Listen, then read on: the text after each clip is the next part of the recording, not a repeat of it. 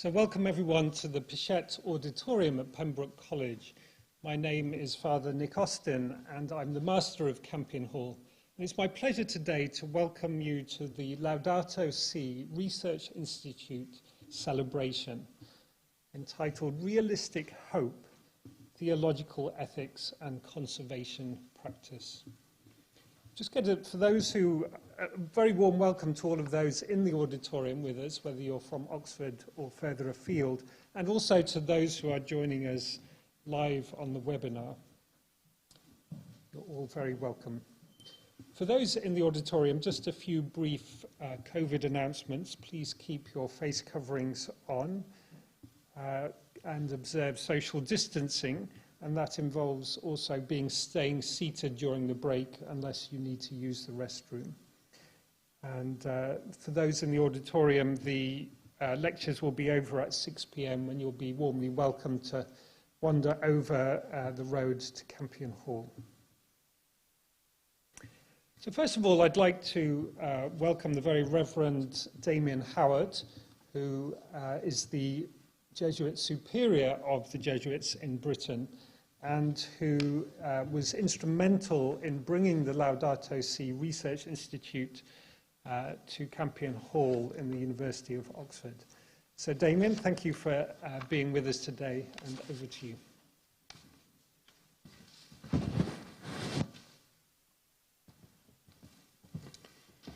Well, thank you very much indeed, Nick, and ladies and gentlemen, very nice indeed to see you all here today. I've been watching as the Laudato Si Research Institute has unfolded over the last few months, and it's been a real joy to see how far it's come and how quickly. So many congratulations to Celia and all her colleagues on getting to this point of celebrating the wonderful things that are going on. I was glad myself the other day to be listening to the news and to hear that listening to Mozart, specifically to his Sonata for two pianos, has positive health outcomes for people living with epilepsy. Now, I've been a Radio 3 fan since I was a child, so I've always known that listening to classical music was good for you and, in fact, turned you into a superior kind of person, such as myself. So there was a big smug grin that came across my face as I heard that news. You will understand that it came off very quickly when they followed it with the news that people who'd listened to Haydn's 94th Symphony, however, had had rather bad health outcomes. So it seems to me the devil is rather in the detail, and the Viennese symphonic tradition needs to come with health warnings and side effects. We Christians use the word hope an awful lot. It's easy to say today that hope is in short supply. But in fact, there are all sorts of hopes hovering in the atmosphere as we confront the ecological crisis. And it's a little bit like Haydn and Mozart. In fact, the hopes are rather more divergent than those two composers. The music that we let into our ears and into our minds affects us, but likewise the hopes that we imbibe affect us too, for good and for ill. Some of us hope in technology, some of us hope for a political change, some of us hope for radical civilizational and cultural change in humanity. And I don't know which of those are realistic, and I certainly don't know which of those for sure are good for us to listen to and to imbibe. But I do know that there's a deeper hope, a great hope, that we as Christians are summoned to invest our lives in and to articulate a song to sing for the whole world. And that's a hope in the God who saves us and the God who is in an unbreakable pact of solidarity with us and who we know wants to accompany us through this crisis and bring something good out of it. Pope Benedict, in his great encyclical Spe Salvi, said this: we need the greater and lesser hopes that keep us going every day. But these are not enough without the great hope, which must surpass everything else. This great hope can only be God, who encompasses the whole of reality, and who can bestow upon us what we by ourselves cannot attain. God is the foundation of hope, not any God, but the God who has a human face, and who's loved us to the end, each one of us and humanity in its entirety. It seems to me really important that we begin the work of today and the work of the LSRI by immersing ourselves in that hope very, very deeply, because I think that hope will orient us, it will certainly galvanize us and energize us as we set about establishing what is a realistic hope here in this world and on this planet. And I commend that hope to all of you today, to the work of the LSRI. Keep them, please, in your prayers as they move forward to offer this hope to a world that desperately needs it. Thank you so much.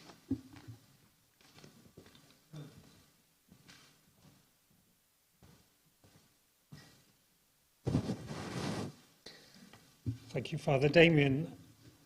And I'd now like to introduce Professor Peter Davidson, who's a Senior Research Fellow at Campion Hall. And he's going to read for us a poem of the great Jesuit poet Gerard Manley Hopkins entitled God's Grandeur. Thank you, Peter.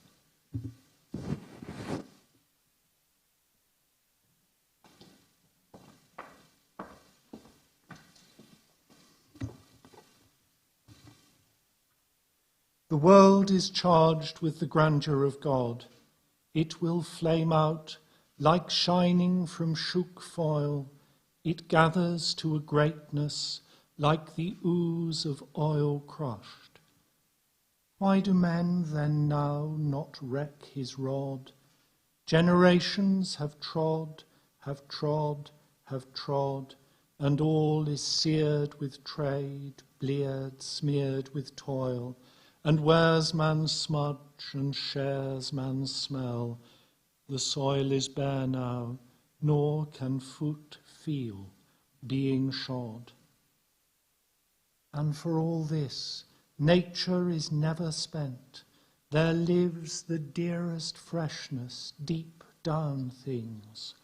And though the last lights off the black west went, O morning, at the brown brink eastward springs, because the Holy Ghost over the bent world broods with warm breast and with bright wings.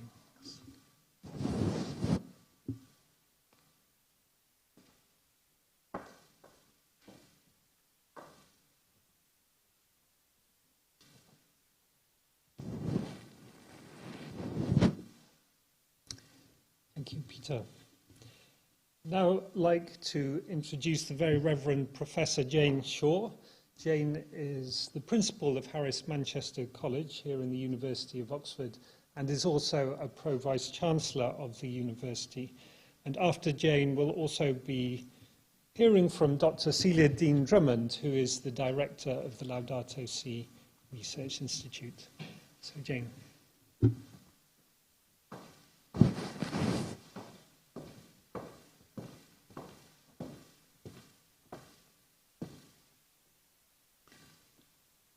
Well, this is a wonderful event to celebrate this wonderful institute. And I think it's fitting that we have opened today's proceedings with Gerard Manley Hopkins' sonnet, God's Grandeur. Not only because it's a wonderful hymn of praise to God's creation, not only because Hopkins was a superb poet, and not only because he was a Jesuit, but because it's poetry that reminds us why we cannot do the kind of research to which the LSRI is dedicated without being interdisciplinary in our approach. In order to tackle some of the world's greatest problems, such as poverty and inequality, the ecological crisis and how to become sustainable as a society, of course we need the crucial science and data. Of course, we need the methods of social science to analyze that data, but we also need the humanities. We need the humanities in order to remind us of why we care and how we should care. And as one of the Institute's current projects reminds us, of the importance of gratitude in our approach, in our approach of hope. The arts and humanities are crucial for the ways in which they enable us especially to develop empathy, stepping into the experience of others, making the leap to go beyond ourselves, to care about others and to care about God's creation, to help us develop a moral imagination and therefore an ethical framework. It's a really great pleasure and an honour to speak today in support of this brilliantly innovative institute based at Campion Hall. It really is a great addition to the collegiate university as a whole. Its focus is absolutely in tune with the university's strategy to promote research that seeks to change the world for the better. And I think it's really important that research institutes are based in colleges and halls as well as university departments for many reasons, but let me name just one crucial one right now. Colleges and halls are by their very nature interdisciplinary, conducive to the serendipitous conversation over dinner or lunch between a fellow you see every day and another fellow who perhaps comes in occasionally, or a visitor, between an astrophysicist and a poet, whoever it might be, a theologian and a historian. But nevertheless, it's that serendipitous conversation you have, perhaps by surprise, that can offer just the unexpected key that's needed to solve a particular problem or take the next step in the research that you're doing. And I know that Campion Hall will be a wonderful home. It's a wonderful place of hospitality. It has a great Jesuit tradition of hospitality, and I know it has also an extremely significant research profile already. So the Institute simply adds to that, and it's going to be fantastic, and it already has been. So congratulations on all that's already been achieved. I know that you've already raised lots of wonderful grant money, and there's also been lots of excellent research done already. So best wishes for the future as well as congratulations. And I think this institute is going to really contribute enormously to the university's research profile as a whole. So thank you very much for setting it up. And I personally really look forward to seeing the fruits of the research and perhaps being involved in one or two conversations along the way. So thank you.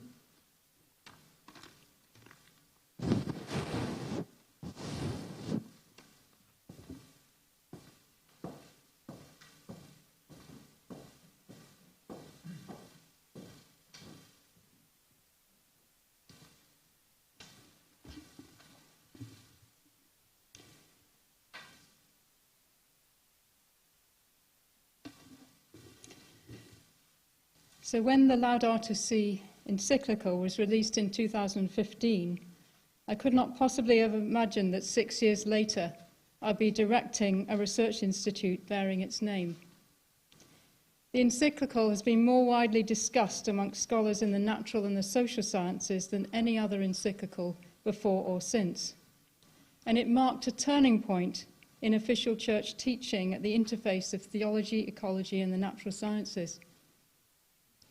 More importantly, it featured new opportunities to foster and contribute to impact-laden research that's both academic and relevant to the wider secular and ecclesial communities.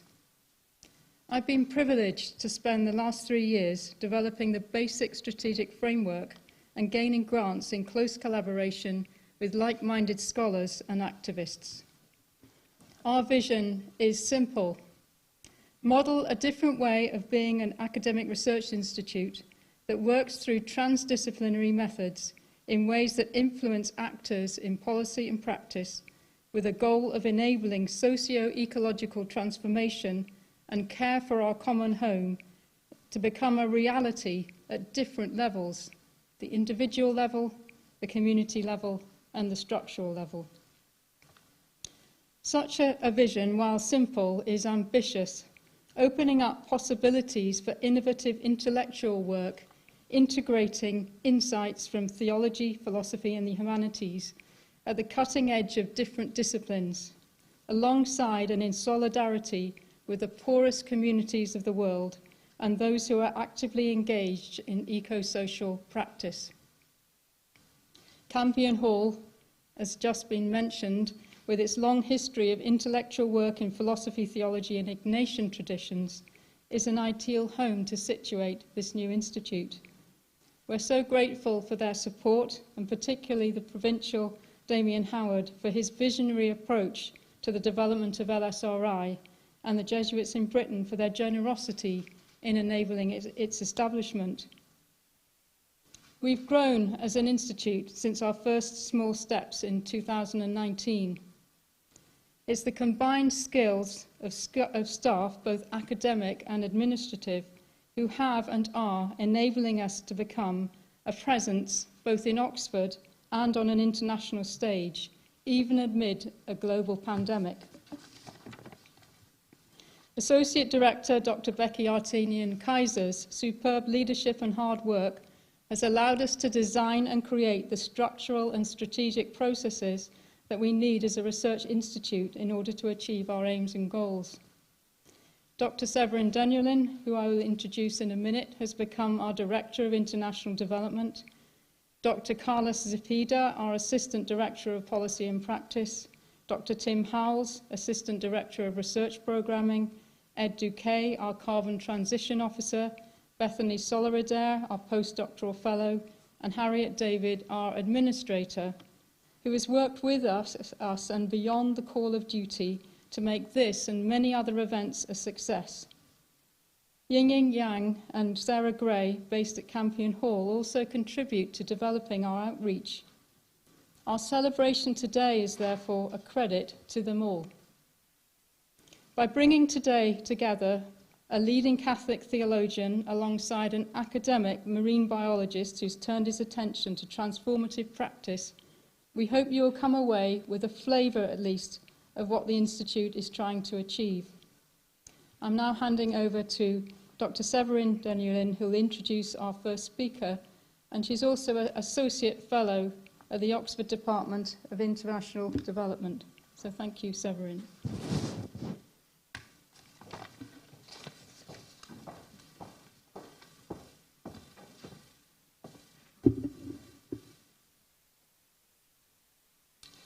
Well, it is my great pleasure to introduce Professor Lisa Sowle Cahill to give this opening address of our celebration. Lisa is the Donald Monand S.J. Professor of Theology at Boston College. She is a past president of the Catholic Theological Society of America and the Society of Christian Ethics. Her books include Blessed Are the Peacemakers, Pacifism, Just War, and Peace Building, A Theology and Practice of Gender Equality, Global Justice, Christology, and Christian Ethics. Her Wikipedia entry, although I know it's not a source that academics should cite, but nonetheless, her Wikipedia entry says that her work focuses on an attempt to discuss the complexity of moral issues while lowering tensions about theological disagreements between the Church and society. And I think this is quite a good, accurate summary of Lisa's work. The title of Lisa's lecture today is Realistic Hope in Apocalyptic Times, The Ecological Challenges to Catholic Social Teaching, which is part of a forthcoming book with Georgetown University Press entitled Ethics in Apocalyptic Times, Realistic Hope in Christian Politics. So Lisa, over to you. I think you have 30 minutes. I don't know how this works, whether she will appear on the screen.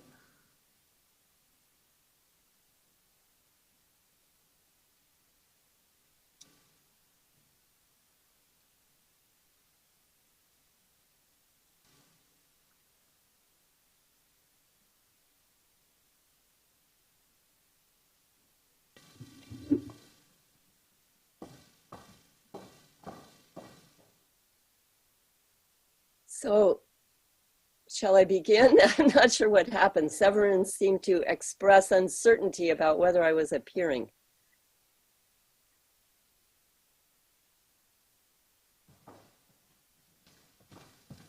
Hello, Lisa, this is Nick. Yes, please, we can see you perfectly clearly and hear you, so good. please do go ahead. Severin asked the question, I wasn't sure. All right, thanks, Nick. And thanks, Severin, for the marvelous introduction. And of course, special thanks to Celia and Nick, along with the Society of Jesus and Oxford University for inviting me here in the first place. It's a wonderful celebration of a wonderful new venture.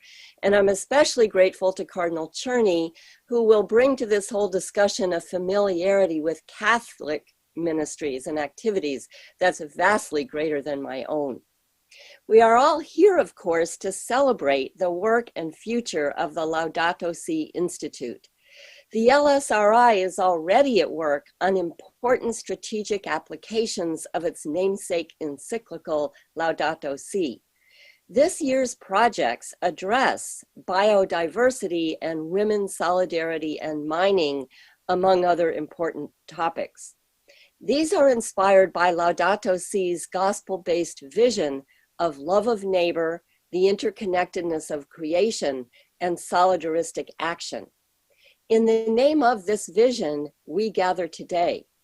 Yet going forward, interpreters of Laudato Si and of Catholic social teaching generally must confront very directly the odds we are up against. I refer especially to the rapid advance of environmental disaster and to the power of the forces aligned against reform. Our hope for timely and adequate action is real.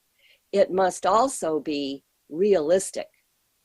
It is in fact not easy to give an account of our Christian environmental hope, as 1 Peter urges.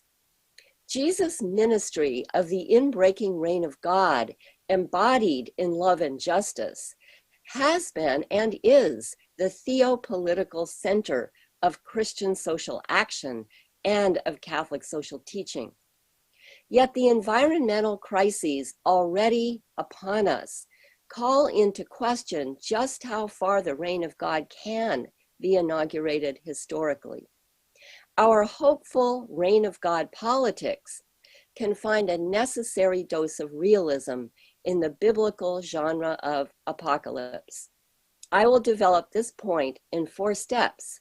First, our present time as apocalyptic.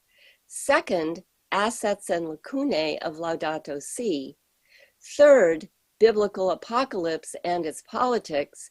And fourth, women's environmental activism as an enlargement of Laudato Si's vision. First, then, our present apocalyptic condition. In cultural commentary, political advocacy, and Christian political ethics, the imagery of apocalypse captures the imminently world-ending nature of a real or expected historical disaster, for which evil humans on the whole, not just a particular guilty subset, bear responsibility. In the popular imagination, apocalypse diagnoses a fundamental problem with the world that human efforts cannot resolve. As one scholar of apocalyptic literature and film describes it, the coming catastrophic punishment has been determined and will come no matter what. Human agency has been vacated. So the appeal is that the world of sin, oppression, and injustice finally gets what it so richly deserves: absolute obliteration. Over the past half-century, the destruction of the planet Earth as a suitable human habitat has become an urgent focus of apocalyptic politics. Theologian Michael Northcott writes of a climate apocalypse. Northcott's point is that the response of the climate system to gradually increasing greenhouse gas emissions is relatively slow in human terms, which deters humans from appreciating the magnitude of the danger, its irreversibility, or the importance of taking immediate and radical steps to interrupt it.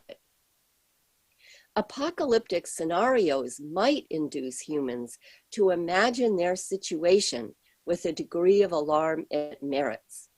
Northcott cites the scientist environmentalist James Lovelock, who personifies the planetary ecosystem as a retributive divinity.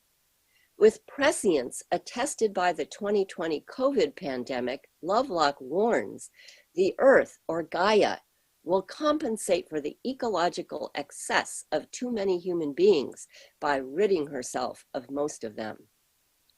The diagnosis of the present time as apocalyptic seems apropos when we consider that Catholic social teaching has been proclaiming love of neighbor and calling for justice since at least 1891. Yet conditions of inequality, violence, racism, and sexism persist. This same problem threatens environmental ethics and Christian calls for environmental justice, like conservation of the oceans, the forests, and the planetary climate. Yet Pope Francis does not address the likelihood either that humans will not rise to the challenges before us, or that the consequences will be cataclysmic for our and other species. Climate change, overconsumption of resources, biodiversity loss, and pollution already have reached proportions so great that large regions of the earth are becoming uninhabitable, perhaps irreversibly so. International mitigation remains incredibly weak. The nature of the problems themselves, the adequacy of strategies of alleviation, and the political motivation to succeed all seem to surpass humanity's scientific knowledge, political acuity, and moral resources. Despite biblical themes such as cosmic Christ from Colossians and new creation, Romans 8, Celia Dean Drummond put before us 9 years ago what is now an even more urgent question. How can humans put into practice elements of this transformative hope? The threat and present reality of climate change, with its apocalyptic images of destruction uppermost in the common mind, can easily lead to a sense of fear or even paralysis. Second, then, we turn to Laudato Si and realistic hope.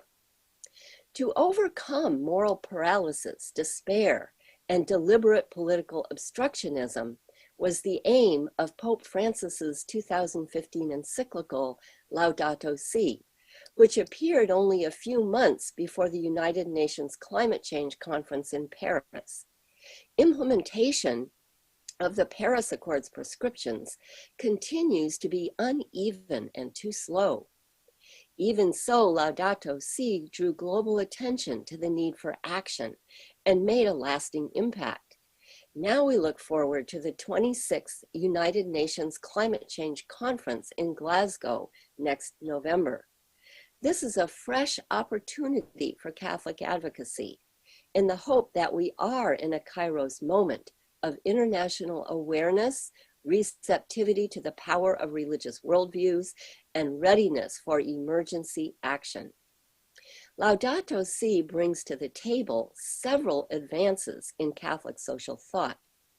Especially significant are Francis's inclusion of all beings on the planet in an interconnected whole, his interfaith outreach, his diagnosis of the key problem as a lack of political will, his efforts to spark energy and commitment at every level of society, and his use of aesthetic, imaginative, and ritual media to make his case. The Church has a unique role in cultural conversion through education, formation, and cultivation of a Eucharistic spirituality. The death of Jesus gives meaning to the suffering that resistance to evil brings, yet offers hope through the resurrection and sending of Christ's Spirit. Perhaps most importantly, Pope Francis turns to popular mobilization.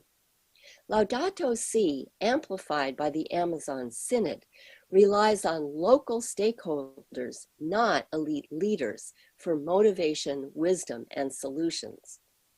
Pope Francis is confident in the power of popular movements, seen, for example, in the conference, A Politics Rooted in the People, last April.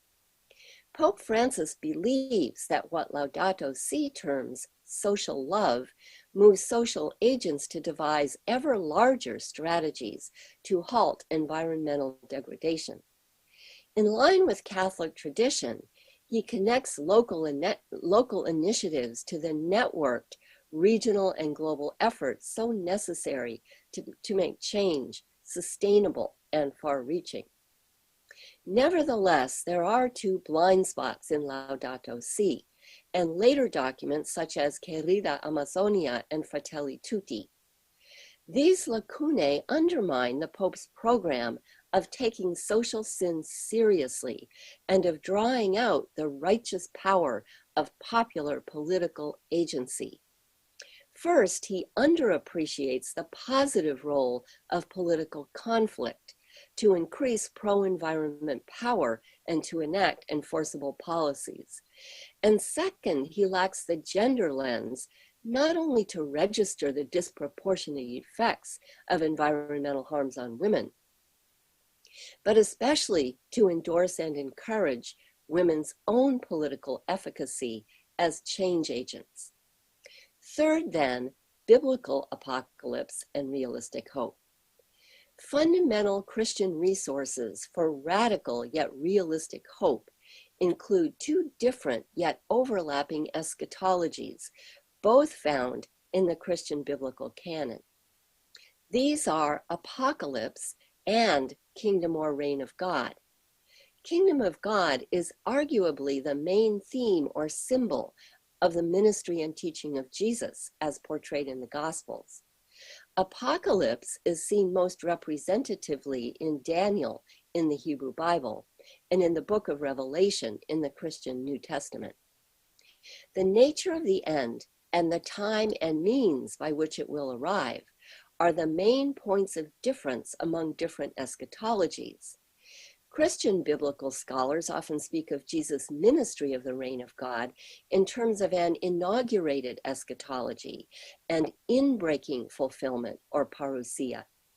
Even under historical conditions, the inbreaking reign of God makes it possible for humans to exist within a redeemed relation to God that begins transformation of earthly relationships and societies. This, however, is not the outlook typical of apocalyptic, generated as it often is under conditions of political exclusion and oppression, thus aiming to give hope to the hopeless. Apocalyptic authors and communities are looking for a decisive, divinely enacted end to injustice and the replacement of the present historical order with an entirely new one. Biblical apocalypse conveys a dualistic picture of the present and future worlds and presents divine, not human agency as the vehicle of change. As such, it provides a complement or alternative to the more familiar reign of God eschatology, to the expectation that new creation means the transformation, not replacement, of the world as we know it, and to the more confident politics associated with Catholic social tradition. That said, biblical apocalypse does not always reinforce historical fatalism, nor is it homogeneous.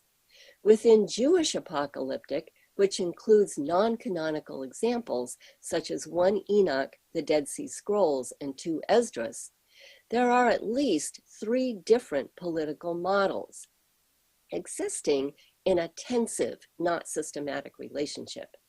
These are 1, the historical restoration of Israel under a royal Messiah like David; 2, the replacement of the present world by a divine new creation; and 3, everyday resistance generated at the practical level by the critique of empire contained even within narratives of political despair.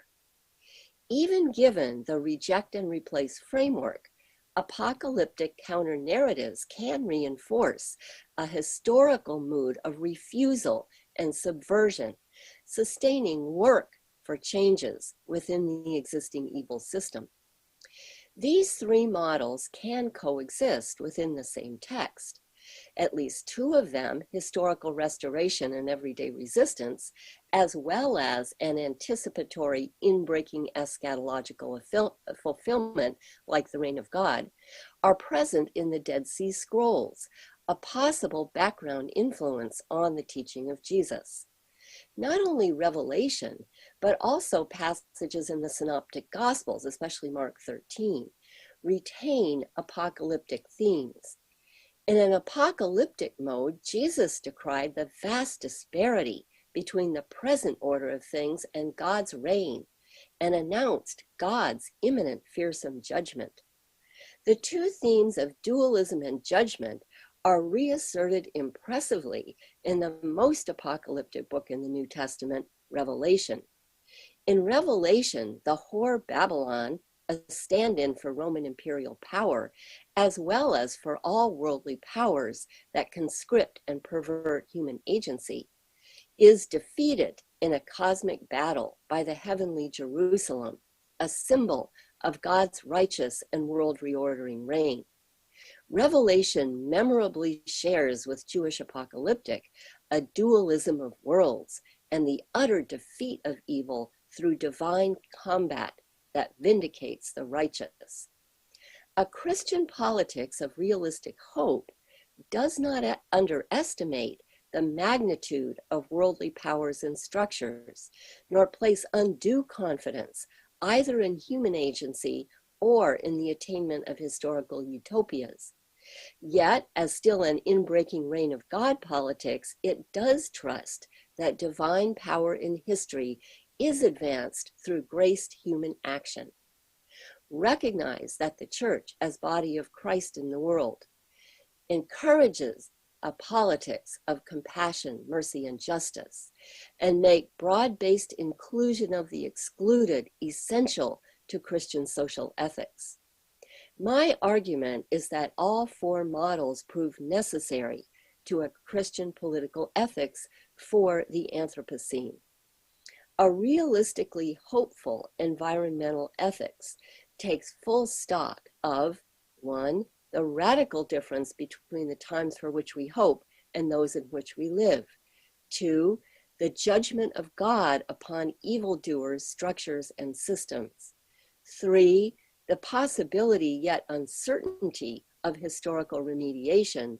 And 4, a reign of God hope that the body of Christ can seed political change by existing authentically in and for the world.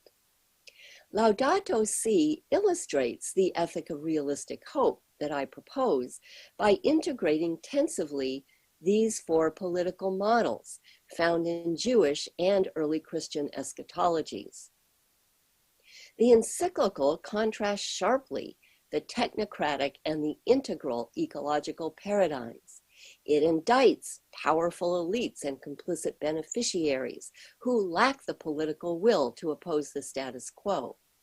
It demands radical change, all in line with the dualism of worlds model. We find hope for eco-social realignment in a new divinely installed political order, the historical restoration model, but minus a single anointed political messiah. And Pope Francis mobilizes the people in the name of one common home, the model of everyday resistance. Finally, with the inbreaking reign of God, Pope Francis trusts that divine power will infuse human power. He proclaims the urgent challenge to protect our common home includes a concern to bring the whole human family together, to seek a sustainable and integral development. For we know that things can change. The Creator does not abandon us. Humanity still has the ability to work together in building our common home. Laudato Si further implies that the battle against and defeat of unconverted unjust forces will be necessary.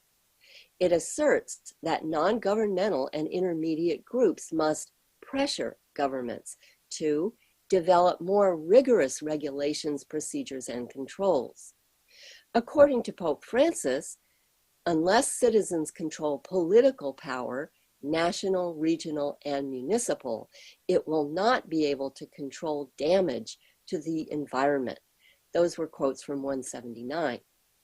On that note, we turn to the role of women as indispensable citizen activists who are not afraid of conflicts over political power.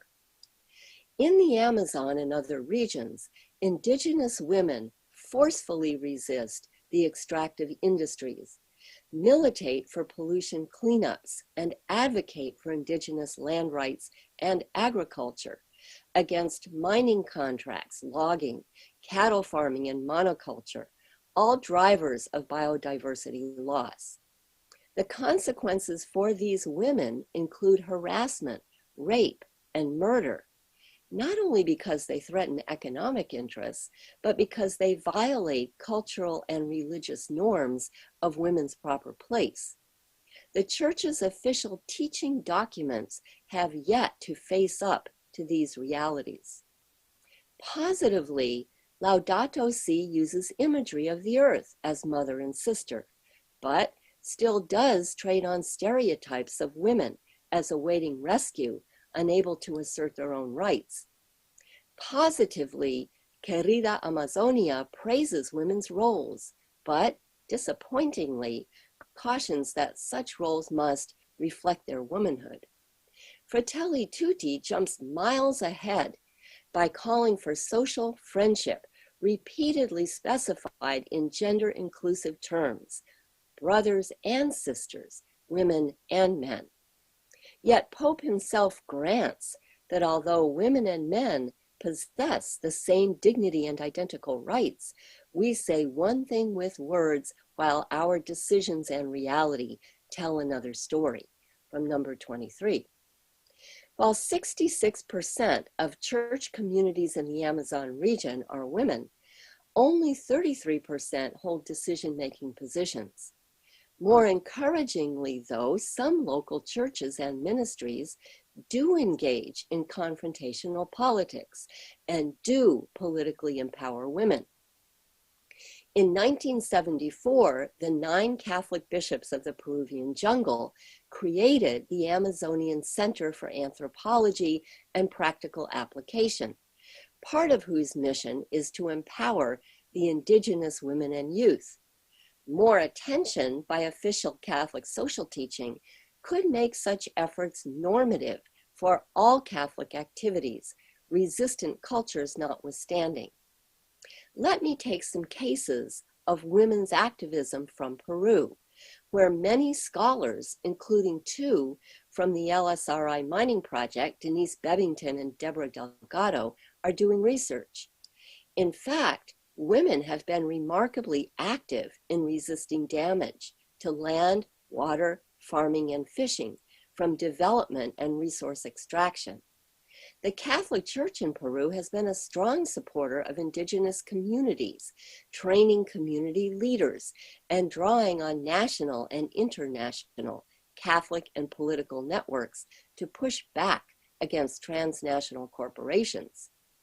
An outstanding example is the Archbishop of Huancayo and now president of the Pan-Amazonian Ecclesial Network, Pedro Ricardo Barreto, a Jesuit. In that role, he has begun to integrate women into the leadership of the Pan-Amazonian Network. Archbishop Barreto testified before the U.S. Congress against a U.S.-based company that ran a lead and copper smelting plant in La Arroya. Over decades, the plant released enough toxic emissions into the air, river, and soil so that the majority of the local population, including 90% of children, 90, suffered serious health deficiencies. The Archbishop established an environmental task force, campaigned personally for the credibility of scientific evidence of lead exposure, and joined forces with an interfaith regional environmental project called Mantaro Revive. Examples could be multiplied on many fronts. biodiversity, climate change, and conservation of the Earth's waterways and water resources. In the Laudato region of Peru, two Augustinian priests, Manolo Berjon and Miguel Ángel Cadenas, are fending off incursions from multiple oil spills, most notably in Quinanico, as well as a waterway that would connect Peru to Brazil by dredging parts of 3 rivers. Disruption endangers not only people, plants, and animals, but also the spirits believed to inhabit the waters. Berjon and Cadenas are scholars of the Cucama cosmovision. Their advocacy garners well-deserved media attention and praise. Moreover, regional Catholic agencies have helped supply legal counsel and training of indigenous leadership for court battles. Less publicized, especially in Catholic circles, is the indispensable role of women activists and women allies. In La Oroya, women are principal environmental leaders who brought and won a lawsuit against the owners of the smelter. In Quinanico, 2 religious sisters, Nancy Roca and Elizabeth Quiros, have worked alongside Cadenas and Berjon, ministering to river communities and training village leaders. Maryknoll Sisters cooperate with the Peruvian Human Rights and Environment Association and a team of Quechua and Aymara lawyers to prepare community leaders, women leaders in the Loreto region. If encyclicals, papal exhortations, and other teaching documents were to affirm women's political agency emphatically, insisting on zero tolerance of violence toward women, this would combat all entrenched and sinful structures of gender discrimination, advancing women's environmental initiatives and women's dignity and rights. The local to global presence, legitimacy, and advocacy of the Catholic Church position it for unique effectiveness. In conclusion, neither Catholic social teaching nor climate science can guarantee that our course toward disaster will be miraculously reversed. Yet, as Laudato Si assures, the Creator does not abandon us. Humanity still has the ability to work together in building our common home. From a gospel standpoint, the driver of effective environmental work is the love that does justice. It is radical, courageous, and spirit-inspired work. It is women's work and men's. Sometimes the work must be combative, gathering energy from below. Our hope for its success is realistic, but not for that less real. Thank you.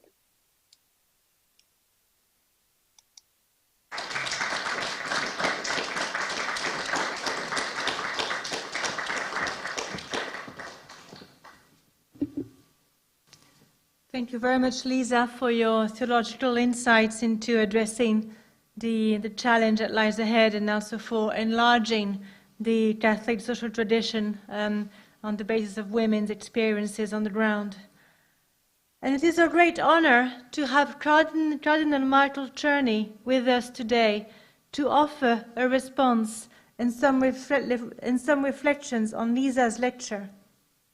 Cardinal Czerny is a Jesuit priest and serves as the Under-Secretary of the Section for Migrants of the Dicastery for Promoting Integral Human Development in the Vatican. A migrant himself from Czechoslovakia to Canada, Father Michael has served, among others, as founding director of the Jesuit Center for Social Faith and Justice in Toronto.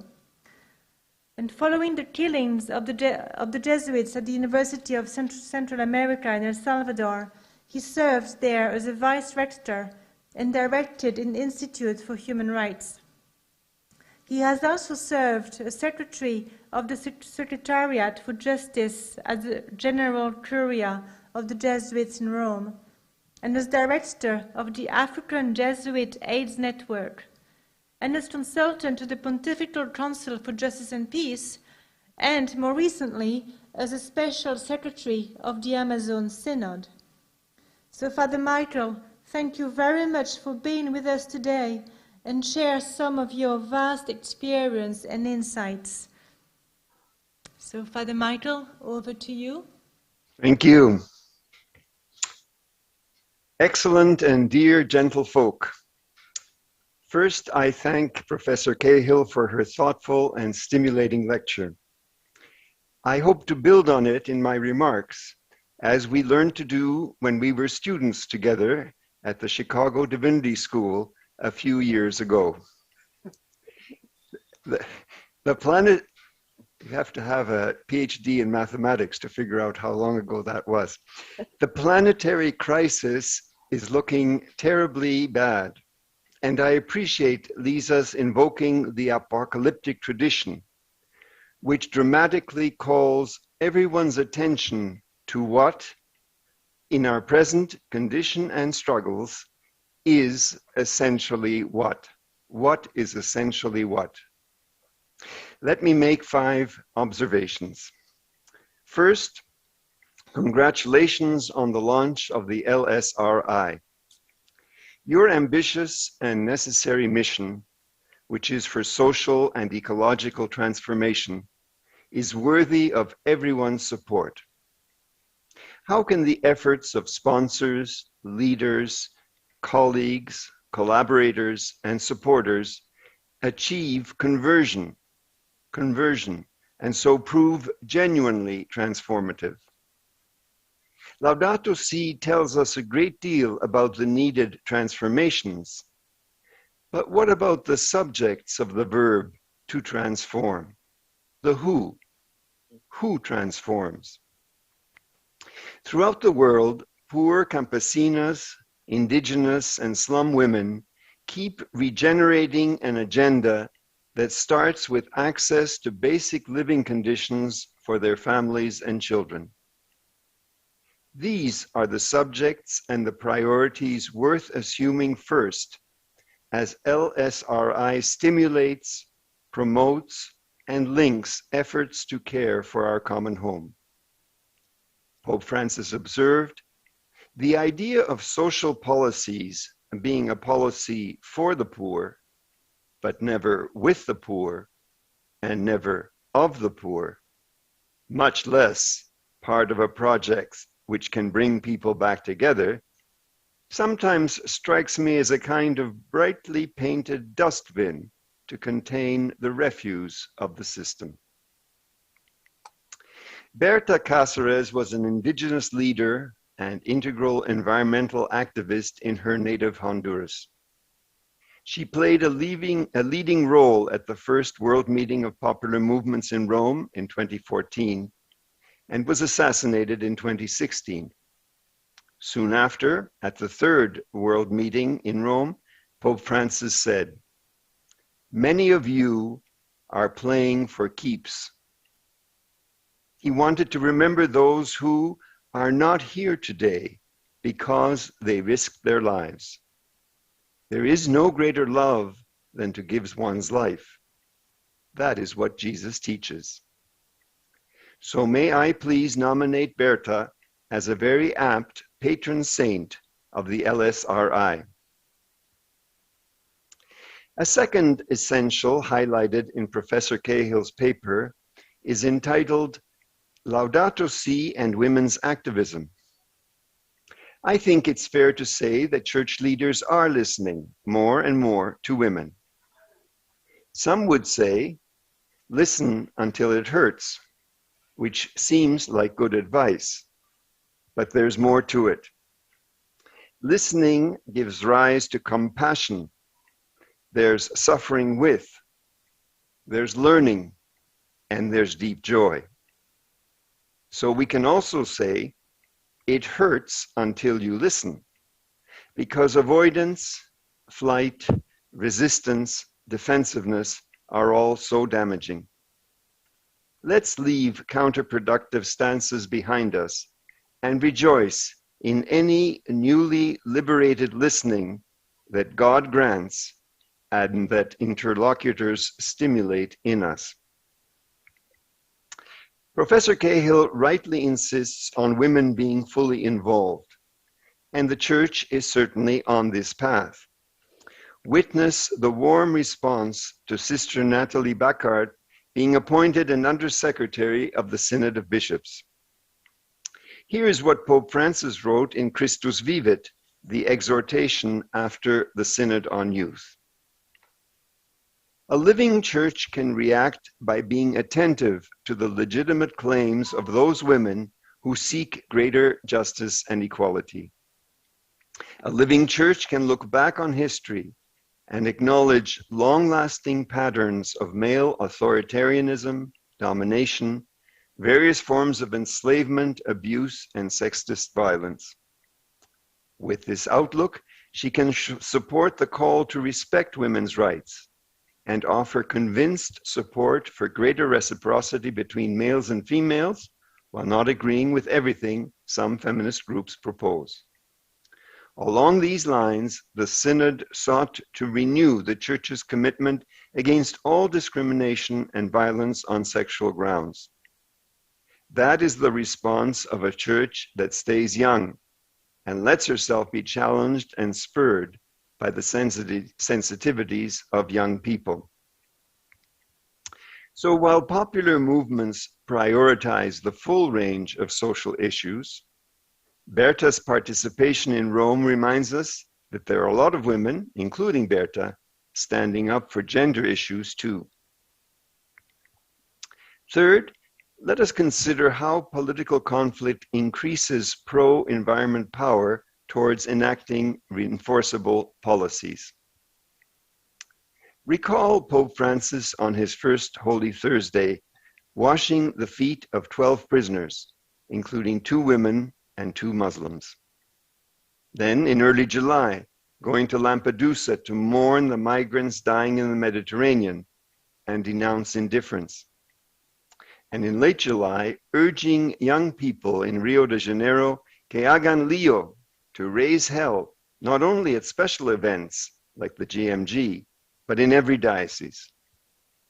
At the second World Meeting of Popular Movements in Bolivia, referring to the damage, destruction, and pillage of our common home, he said, "People and their movements are called to cry out, to mobilize, and to demand, peacefully but firmly, that appropriate and urgently needed measures be taken." This is not in order to promote political conflict. Rather, Pope Francis encourages active engagement and indeed protagonism. He conjugates the energies and encourages them to flow like tributaries into a great river of conversion and transformation. The best way to deal with conflict is the willingness to face conflict head-on, to resolve it, and to make it a link in the chain of a new process. Blessed are the peacemakers. Now, my fourth essential, let us consider the Pope's magisterial and pastoral program in its full sweep and crescendo. Saint Francis of Assisi heard Jesus call to him, "Go repair my church, which, as you see, is falling completely into ruin." Soon after his election, Pope Francis laid out his program in Evangelii Gaudium on the proclamation of the gospel in today's world. Because only a healthy church can really bring the good news everywhere that it's needed. In 2015, Pope Francis entered into dialogue with all people about care for our common home. Laudato Si integrates questions of justice in debates on the environment so as to hear both the cry of the earth and the cry of the poor. The 2019 Amazon Synod put Evangelii Gaudium and Laudato Si to a most rigorous test. The subtitle expressed the challenge well, to look for new paths for the Church and for an integral ecology. Not some paths over here for the pious and other paths over there for the greens, not two themes scotch-taped together. Rather, like the people of the Amazon are, citizens at once of the church and of the world, needing both, loving both, caring for both. Setting others free from their forms of bondage surely involves caring for the environment and defending it. But, even more, helping the human heart to be open with trust to the God who not only has created all that exists, but has also given us himself in Jesus Christ. And now we have Fratelli Tutti, on brother and sisterhood and social friendship. Either we are brothers and sisters, or everything fails and we destroy each other. Brother and sisterhood is the frontier on which we must build, the challenge of our century, the challenge of our times. To the urgency of rebuilding the church and responding to the socio-environmental crisis, Francis adds an even more radical call to shared responsibility as siblings. He elaborates on the culture of encounter and on dialogue and friendship in society, on political love, and on paths of renewed encounter that include reconciliation and forgiveness. Neither the church nor the world can be repaired if the terrible oppositions persist. Indigenous peoples versus settlers, women against men, city depopulating countryside, north-south, and so on.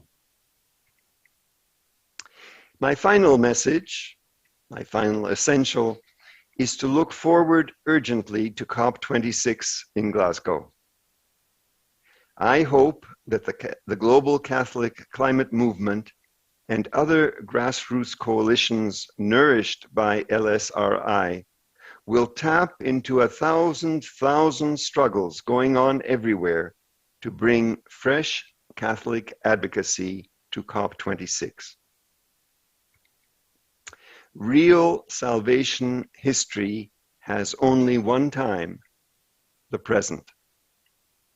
Facing challenges with faith and love is what generates real and realistic hope. Now is the acceptable time. Now is the day of salvation. Thank you, Professor Cahill, and God bless you and your colleagues in the Laudato Si Research Institute. Thank you.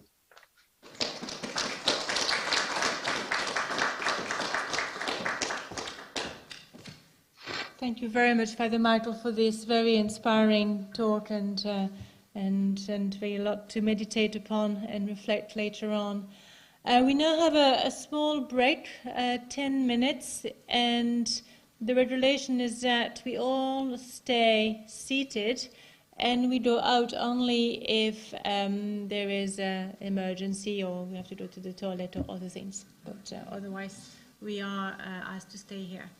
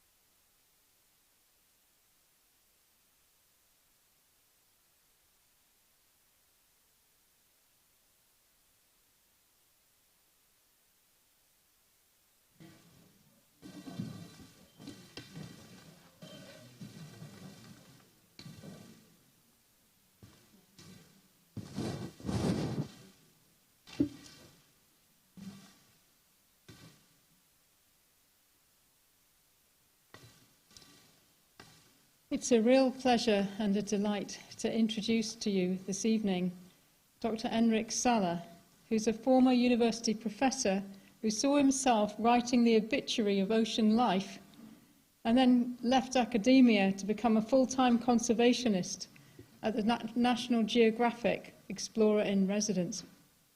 He founded and leads Pristine Seas, which is a project that combines exploration, research and media to support and empower local communities and inspire country leaders to protect the last wild places in the ocean.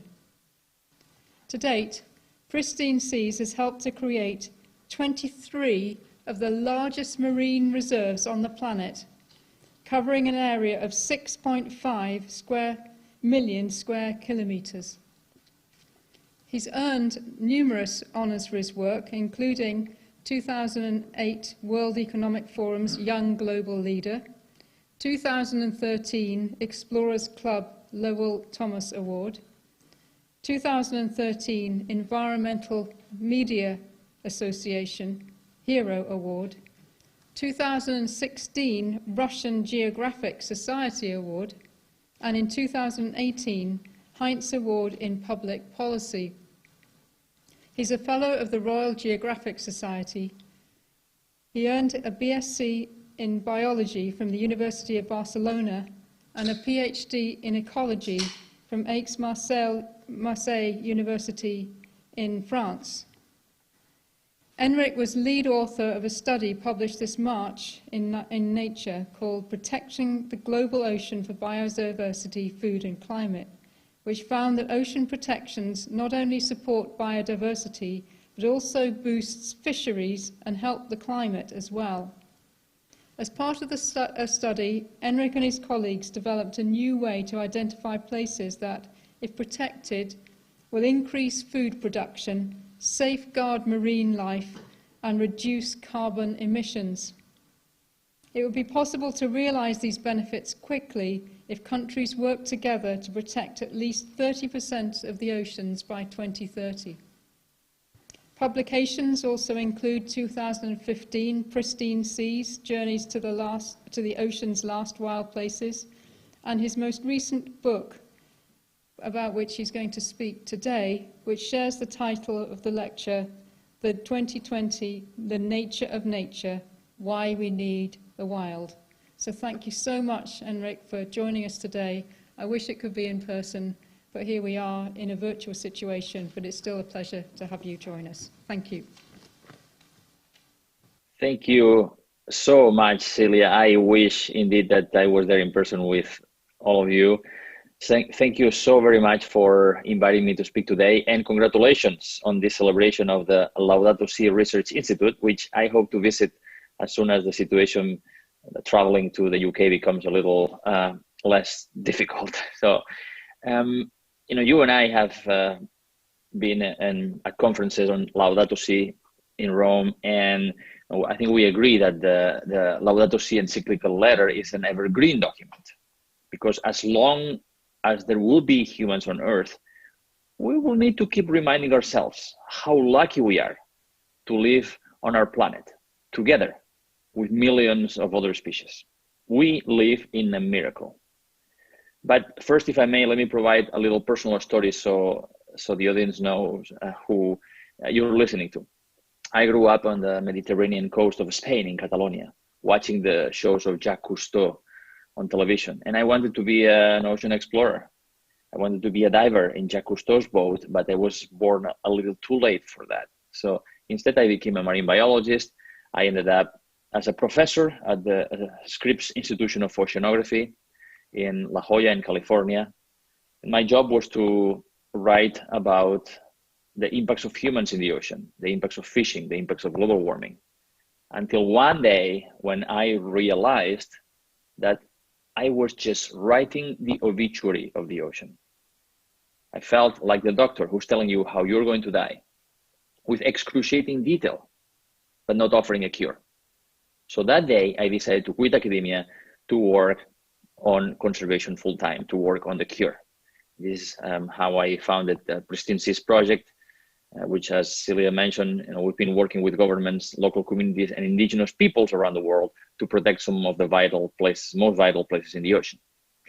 So, but now let's talk about why we need the wild, which is the title of my book. Now, let's talk about how we are all connected, not just among ourselves humans, but also with all other creatures on Earth. And I believe that the reason why I am here, not with you there, the COVID-19 pandemic, is the best reminder we've had in a long time. A tiny virus, a tiny strand of genetic material has humbled us, the most powerful species living on planet Earth. A tiny virus has told us as clearly and loudly as ever that we are not masters of the universe, but one more piece in an interconnected and interdependent web of life. We all have suffered through this COVID-19 pandemic. Some have lost dear ones, some got sick and went to the hospital, and we all have been restricted in so many ways. The coronavirus has pushed the brakes on our accelerated lifestyle. So the first question is, how did we get into this mess to start with?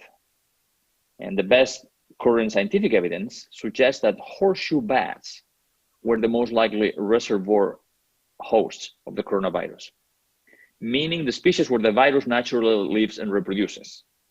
The virus may have jumped from bats to other wild animals before spilling over to humans. And this is not the first time that something like this has happened. Today's COVID-19, but yesterday was SARS, HIV, Ebola, and rabies, all zoonotic viruses, meaning they are transmitted from other animals to humans. But how did the virus spill over from wild animals to humans? A pangolin, for example, could get the virus from a bat urine in a tropical forest, or from bats directly at a market where they and other animals are sold, like those wet markets in China. Now imagine a person in those messy markets that gets in contact with an animal or its blood, then touches her face or shakes somebody else's hand, and then gets on a plane to travel to another country. In our globally connected society, that virus can spread like wildfire among humans unless it is immediately contained at the source. And as humans venture deeper and deeper into what was once wild, we not only disrupt these ecosystems, but also come into contact with stressed animals that shed more viruses. Farms intrude upon forest, and loggers and miners pushed into pristine ecosystems. And that increases our chances of being exposed to new diseases for which we have no immunity. And that's where the trouble starts for us, because our planet is becoming less wild. We have turned wild into tame. Today, 96% of the mass of mammals on land are us and our domesticated livestock. Only 4% is everything else, from elephants to tigers to panda bears. 70% of all birds are now domesticated poultry, mostly chickens. And 90% of the large fish in the ocean have been extracted by fishing in the last 100 years alone. Yet today, only 7% of the ocean is designated or planned as a protected area. And while we're doing better on the land, still only 17% of the land is in protected areas. And that means that ecosystems across the world are under threat. And I'd like to give you an example. The Congo Basin forest in West Africa, one of the richest and most valuable ecosystems on the planet. One reason the Congo Basin ecosystem is so rich is that it gets such heavy rain. And here is something fascinating about that rain. The forest itself creates it. Trees absorb water from the ground and release it back into the air thanks to the tropical heat. That water vapor creates rain, which falls and lowers air pressure to draw in more moist air from the Atlantic Ocean. And moist air then releases more rain, which the trees absorb and release back into the air, and so on and so forth. And the Congo Basin in West Africa produces the rain that waters the highlands of Ethiopia on the other side of the continent. But right now, we are cutting down rainforest at the highest rate in a decade, the equivalent of 4 football fields every minute. If we cut down the forest, that cycle will break. The rain will no longer fall in such abundance. That means no more water or food in Ethiopia. That's 125 million people now, probably double that by 2050. And the Ethiopian highlands provide the water for most of the Nile. Enter Sudan and Egypt with an additional 140 million people and growing. And we have already seen the consequences of a region without water and food: riots, instability, collapse of governments, and massive migration to wealthier countries. So when we destroy the forest in one part of Africa, the consequences affect the entire planet. And same thing occurs in the Amazon, where the forest creates its own rain. Actually, there is more water as vapor in the air above the Amazon forest than there is in the actual river. It's a river in the sky. Cut 20% of the remaining Amazon forest, and the forest will turn into a dry savanna.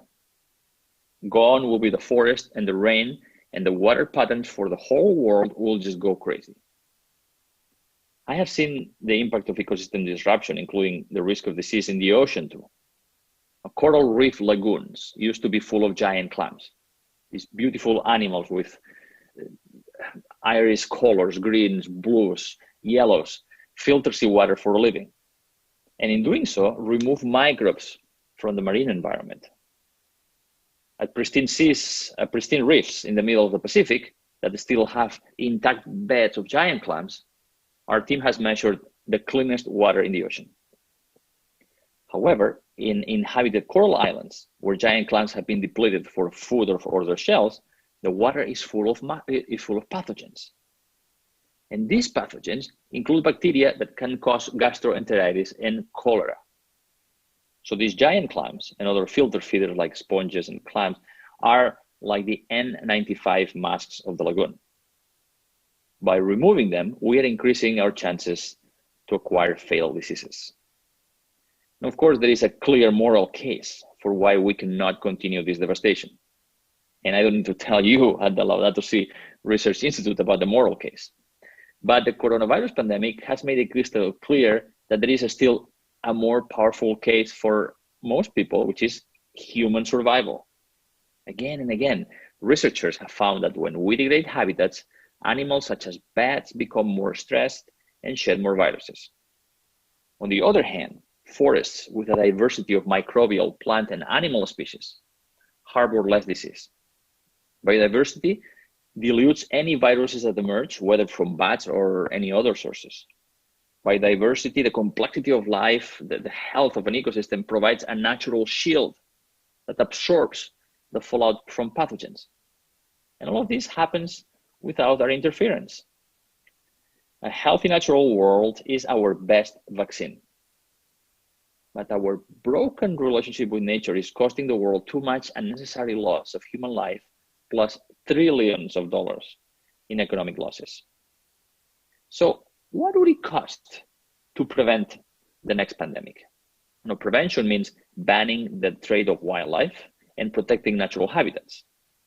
And prevention would be a much safer, cheaper, and smarter investment than having to respond to the next pandemic. But protecting the natural world would have many other benefits as well. Wild places and the species that live in them are our life support system. They generate the air we breathe. They produce the food we eat. They clean the water we drink. They protect us from wildfires and devastating floods. They are also our single best hope for protecting against climate catastrophe. Some people, especially those who are interested in going to space, they are dedicating significant resources to invent some miraculous technologies that can capture the excess carbon pollution that we have expelled into the atmosphere. Miraculous technologies. But we already have them. Our forests, grasslands, wetlands, healthy ocean habitats absorb half of the excess carbon that we expel into the atmosphere every year. Without intact wild places, it will be impossible to achieve the goals of the Paris Climate Agreement and avoid a climate disaster. But we are systematically destroying these ecosystems.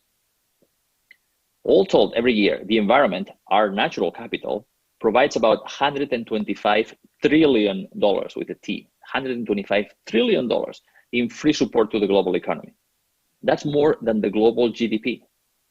That's how much value we get from the environment every year. But already our overuse of the natural world is costing us $6 trillion every year. And by 2050, those costs could rise to $28 trillion per year.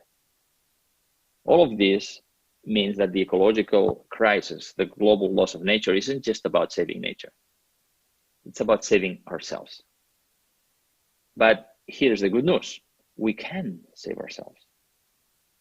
Right now, the world ought to double down to help those affected by the pandemic, of course, but we should also start thinking about how to prevent the next one, to make ourselves more resilient for the future. You know, as soon as COVID-19 was traced back to bats, some on social media were very quick to propose that the solution is to exterminate them. But proposals to exterminate bats or any other wild animal simply proves our ignorance of the nature of nature, of how the natural world works. Even if we don't know, well, there are about 9 million species of plants and animals on Earth, and about 1 billion different types of microbes. But we have described less than 2 million plants and animals. And if we don't know who lives on this planet together with us, we still know less about what's their role in the global ecosystem, in the biosphere.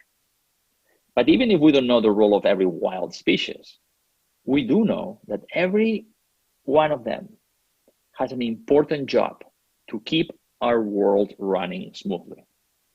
Bats, for example. Bats eat insects and keep malaria-carrying mosquito populations under control, reduce agricultural pests, thus helping farmers. Bats also are like bees, pollinating more than 250 species of plants, including important crops such as bananas, mangoes, breadfruits, agave, and durians. And agave, there is a species of bat that pollinates one agave plant in Mexico that produces tequila. So tequila lovers should love bats. And so bats, through pollinating services, contribute to the global economy with $200 billion every year. And they are amazing animals, regardless of their economic value. They are mammals that fly at night, navigating with biological radar. Some hunt insects, others eat fruit or suck nectar from flowers, and others fish in rivers. How extraordinary is that? We just need to give ecosystems the space they need to come back and help protect us against emerging diseases and provide all these benefits that we enjoy now for free. And I know that nature can bounce back because I have seen it. And we all saw animals showing up in cities during the lockdown, cities without people or cars on the streets. But what I'm talking about is the permanent return of nature. And I'd like to give you an example I really love. In 1999, Cabo Pulmo in Baja California in Mexico was an underwater desert. The fishermen were so upset with not having enough fish to catch that they did something that nobody expected. Instead of spending more time at sea trying to catch the few fish left, they stopped fishing completely. They asked the Mexican government to create a national park in the sea, not take marine reserve. I returned 10 years later, and what had been a barren landscape was now a kaleidoscope of life and color. In just 10 years, it came back to pristine. It was full of fish. Even the large predators came back, like the groupers, the jacks, the sharks. And you know who else is thriving? Those visionary fishermen who are now making far more money from tourism, diving tourism inside the reserve, and better fishing around it because so many more fish are producing a disproportionately larger number of eggs, helping to replenish the areas around. And I've seen this in many other places around the world. On average, our research shows that fish are 6 times more abundant inside these marine reserves than outside. The fish are larger, and everybody benefits from it. But not enough of our planet is protected today. So how much do we need to protect? and Celia already mentioned that magic number. If we want to prevent the loss of 1 million species and the collapse of our life support system, if we want to stay below 2 degrees Celsius and avert a climate disaster, we need to use half of our planet in a responsible way, and we need the other half in its natural state. But today, as you heard earlier, we have transformed so much of our planet, and we don't have enough wild nature left to absorb our impacts. So we need to commit together to protect at least 30% of Earth's land and ocean by 2030, 30 by 30, as a milestone on the way to half Earth by 2050. 30 by 30, it's an ambitious goal. Many will say it's impossible. They'll say, we need more land and more fishing to produce food for the 10 billion people who are coming. But we already produce enough food for 10 billion people. We just wait a third of it from the field or the boat to the table and make a lot of other senseless decisions along the way. If we got a little smarter about the way we eat and about the way we cultivate the land, we could have both a healthy earth and a healthy food supply. But some will say, oh no, we cannot do it. We cannot afford it. It's too expensive. So let's talk about that for a minute. Studies suggest that a global system of protected areas covering 30% of our planet might cost about $140 billion per year. Does this sound like a lot? $140 billion? Well, let's compare it with how we use public money today. You know how much governments spend to subsidize large-scale industrial agriculture, which is wasting our soil, polluting our waters, and producing food waste? $700 billion every year. And guess the price of the subsidies that go to burning fossil fuels? $5 trillion, with a T, $5 trillion every year. So the money is there. It's just to date, it's been used to fund the activities that destroy our miracle, destroy our creation, the natural world, and puts us at risk of diseases as well. In fact, those $140 billion that we need to protect a third of our life support system is less than what the world spends today on video games. And the ultimate example of this nonsense is the COVID-19 pandemic. Governments have rightly decided that human health and well-being is a top priority and are investing trillions of dollars to respond to what could have been a preventable global crisis. But they could have avoided all of this suffering if wildlife trade was prohibited. The illegal wildlife trade is worth only $25 billion per year. Add this to the $140 billion required to manage 30% in protected areas, and it's just a fraction of the trillions of dollars in the global disruption and the loss of human life caused by not having invested in prevention. So economically, it will make much more sense to protect nature than to continue destroying it and increasing the chances of another devastating pandemic. So no matter how we look at it, protecting our natural world and stopping the global wildlife trade can generate greater value than exploiting them and reduce the risk of the next global pandemic. Then why is it that many politicians and some governments are against protecting our nature? Why are they okay with inaction? Well, simply because of pressure from some of their powerful corporate donors, which want to continue with business as usual for short-term profits, regardless of the cost to the rest of us. Big economic interests are against spreading the benefits of nature to all of humanity because they want to concentrate the benefits and spread the costs among all of us. Hopefully, the lessons learned from this pandemic will help to change that, although humans have shown to be very good at discounting the future, including our children's future. Now, I know that people are not used to hearing a lot of optimism from scientists these days, but here is what I can say today.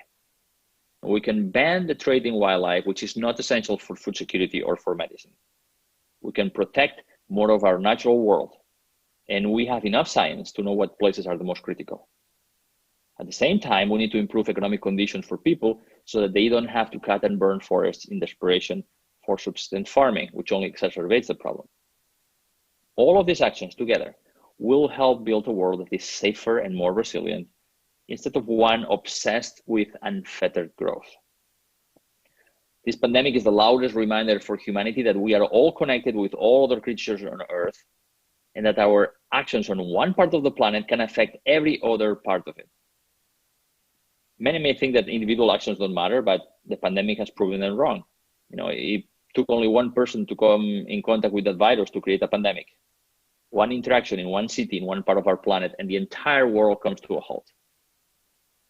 COVID-19 is also a powerful reminder that conservation is not just a luxury for rich countries or a romantic ideal. Our very survival and the dignity of the poor depends on our being better members of the biosphere, our larger community. And those viruses that we are afraid of are also part of the biosphere. They are more diverse and abundant than all the bacteria, plants, and animals combined. More than 200,000 different types of viruses infect mammals alone. Some can be deadly to humans, but others are beneficial. For example, bacteriophages, or phages, viruses that infect and destroy specific bacteria, can be found in the mucous membrane linings of our digestive, respiratory, and reproductive tracts. They are part of our natural immune system and provide a barrier against bacteria that could infect our bodies. Like other microbes that are integral part of our bodies, viruses blur the line between us and the rest of the biosphere. And core medical research is investigating the use of phages to replace obsolete antibiotics. Cancer researchers are also exploring alternative therapies using viruses to kill cancer cells selectively, which would be a welcome alternative to radiation or chemotherapy. These viruses are part of us and key to our health. Still, harmful viruses, bacteria, and other pathogens are not going away either. But we can reduce the spread of diseases and promote the abundance of healthful microbes in many ways, but killing wild animals is not one of them. The protection of the natural world is the vaccine that we need right now before it's too late. Even if it's just for selfish reasons, for our own survival, now more than ever, we need the wild. Thank you very much again for inviting me to speak today, Celia, and enjoy the rest of the celebration.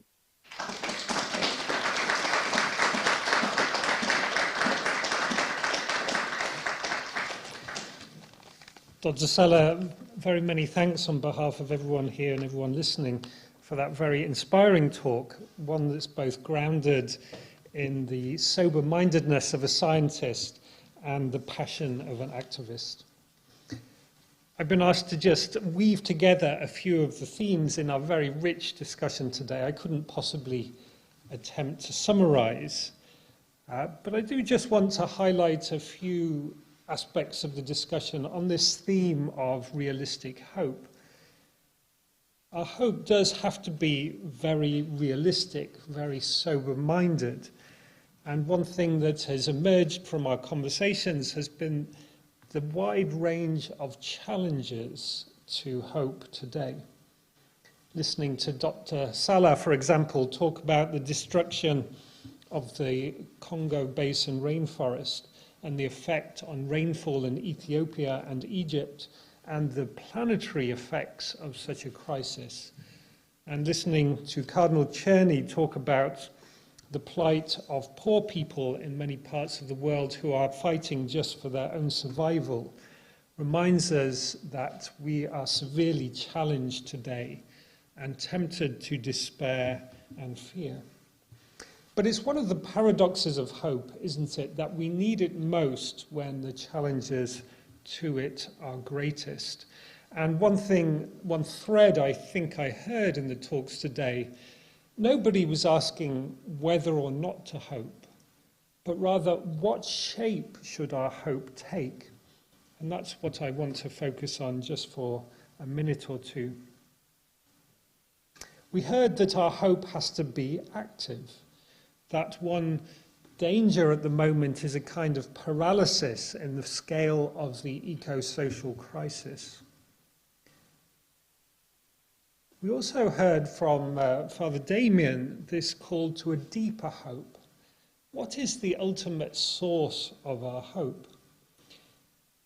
Do we place our hope in technologies, in a geoengineering solution, forgetting that our temptation to mastery and control over nature has been at the root of our crisis?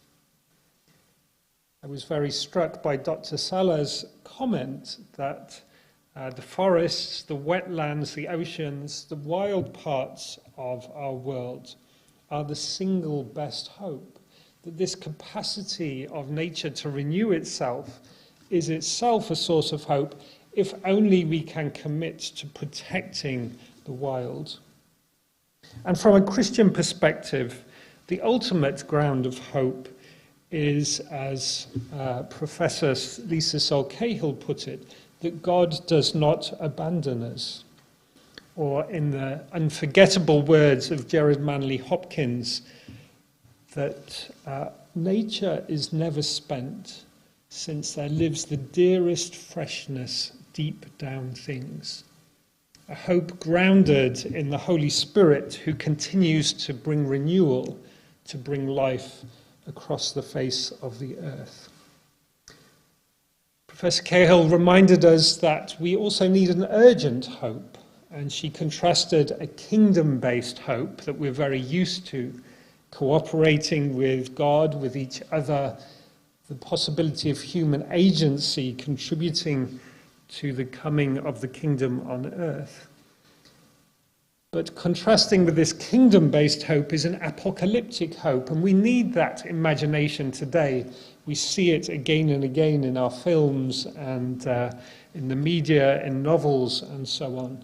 The apocalyptic imagination that brings an urgent edge to our hope, that there's an imminent catastrophe around the corner if we do not act.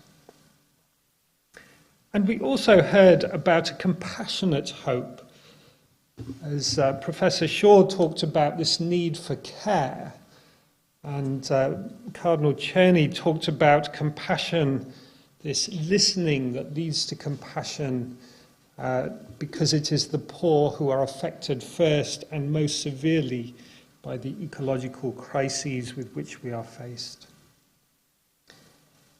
So it continues to be a question of ours, what shape our hope should take. And I believe that the Laudato Si Research Institute, while it is certainly an academic research institution, is primarily itself an act of hope. It's driven by that oxygen of moral effort that we call hope. And let's hope that together we can continue to explore what it is that can bring about the multi-level transformation which we need today. I'd now like to invite Professor Peter Davidson once again, who has composed a sonnet for the occasion of this celebration of LSRI. Thank you, Peter.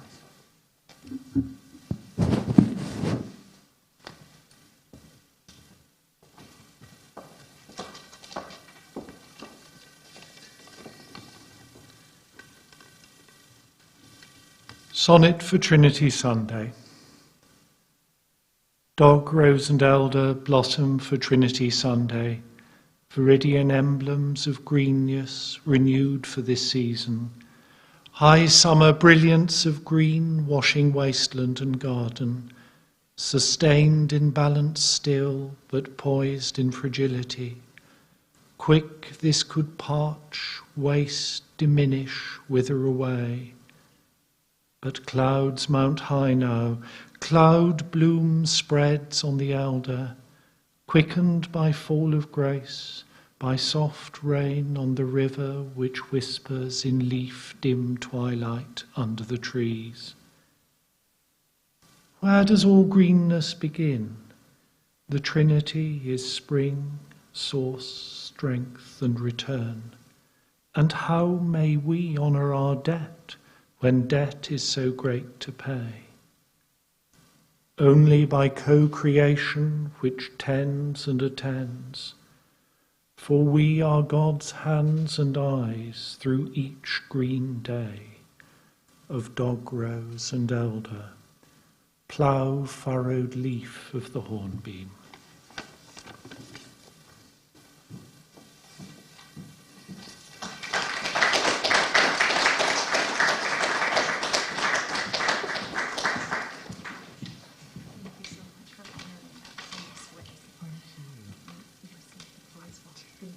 Thank you so much. Thank you.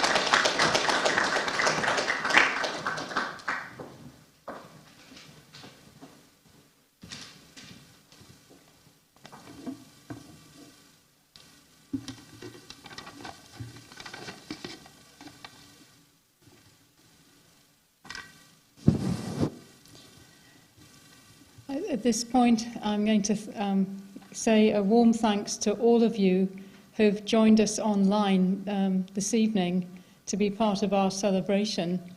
And there will be opportunity to hear some of the talks again through recordings, but we'd just like to thank you for joining us, as well, of course, as our live audience, and for all of those who have contributed in any way to making this celebration a really special occasion. So thank you.